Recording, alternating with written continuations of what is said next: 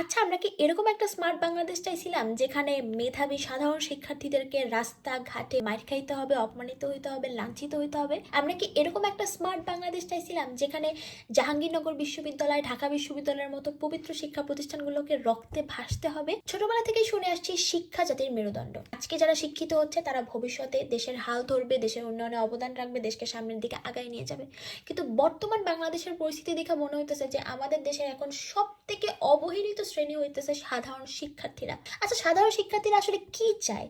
তারা চায় নিজের মেধা, পরিশ্রম, যোগ্যতার মাধ্যমে একটা সরকারি চাকরি পাইতে, তারপর দেশের উন্নয়নে অবদান রাখতে, নিজের দেশের সম্মানের সাথে মাথা উঁচু করে বাঁচতে এবং বাবা মার মুখে হাসি ফুটাইতে।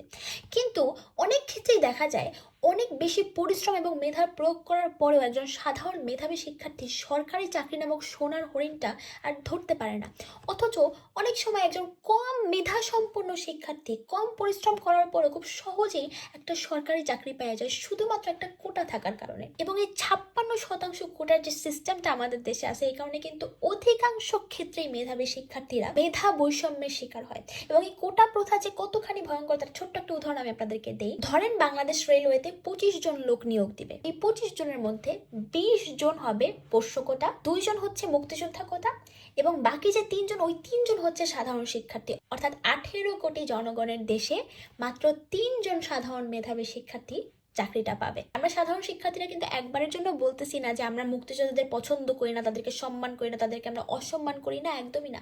কিন্তু পৃথিবীতে আপনি একটা দেশের নজির দেখাইতে পারবেন যেই দেশে মুক্তিযোদ্ধা তার সন্তান সন্ততি নাতিপুতি থেকে শুরু করে পরিবারের সবাই সরকারি চাকরিতে একটা করে কোটা পায়? না।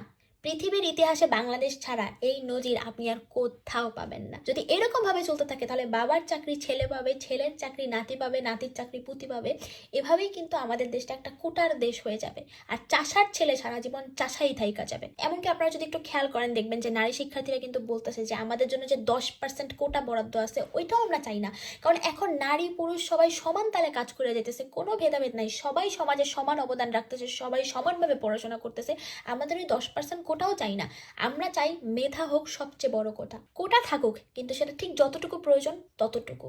56% যদি কোটাতেই চলে যায় তাহলে সাধারণ শিক্ষার্থীরা কোথায় যাবে? এবং সব থেকে দুঃখের বিষয় হইতেছে যে আমাদের দেশের সাধারণ শিক্ষার্থীদের কোনো সম্মানই নাই। যেখানে তারা নিজেদের অধিকার আদায়ের জন্য আন্দোলন করতেছে সেখানে উল্টা তাদেরকে সহ্য করতে হইতেছে মায়ের অপমান, লাঞ্ছনা, এবং এগুলো থেকে নারী শিক্ষার্থীরা পর্যন্ত রেহাই পাইতেছে না। আমি ফেসবুকে কিছু ছবি দেখছি, দেখে আমার এত কষ্ট লাগছে যে নারী শিক্ষার্থীদের পর্যন্ত রাস্তাঘাটে মায়ের দেওয়া হইতেছে, রক্তাক্ত করা হইতেছে, তাদেরকে লাঞ্ছনা করা হইতেছে, অপমান করা হইতেছে।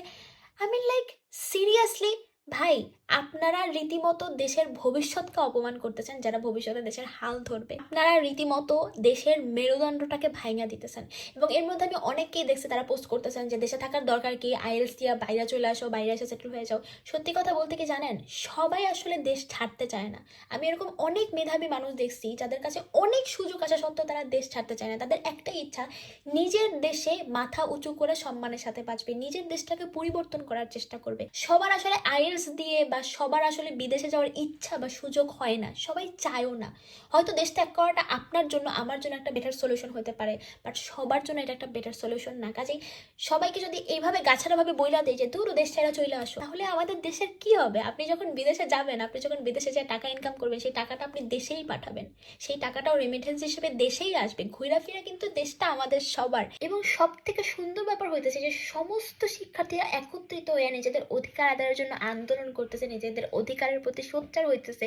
এই যে ইউনিটিটা, এটা যে কি পরিমাণ ভয়ঙ্কর সুন্দর এবং এটা যে কতখানি প্রয়োজনীয়, এটা আসলে কাউকে ওভাবে ভাষায় প্রকাশ করে বোঝানো সম্ভব না। আমি রিয়েলি রিয়েলি রিয়েলি প্রাউড এবং আমি রিয়েলি হোপফুল যে খুব তাড়াতাড়ি কোটার সংস্কার হোক। কারণ সত্যিকারের মেধাবীরা যখন সঠিক জায়গায় এবং সঠিক মূল্যায়ন পাবে, ঠিক তখনই স্মার্ট বাংলাদেশ প্রকৃতপক্ষে আসলেই স্মার্ট বাংলাদেশ হবে। মেধাই হোক সব থেকে বড় কথা।